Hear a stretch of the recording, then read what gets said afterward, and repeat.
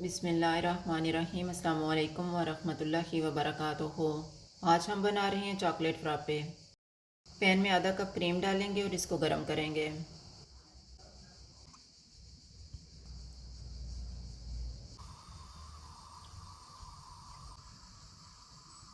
Cream को उबाल आ गया, अब हम चूल्हा बंद कर देते हैं।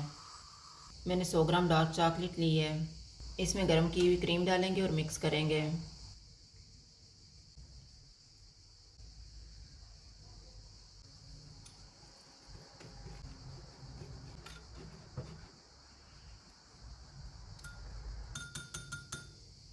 जग में 1 कप दूध डालेंगे, 1 टेबल स्पून चीनी, चॉकलेट का मिक्सचर, 1 कप आइस क्यूब्स डालेंगे और ब्लेंड कर लेंगे।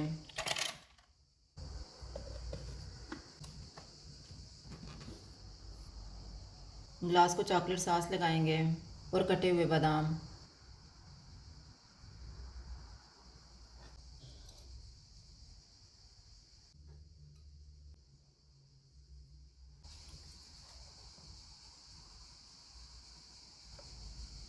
इसके ऊपर व्हिपिंग क्रीम लगाएंगे।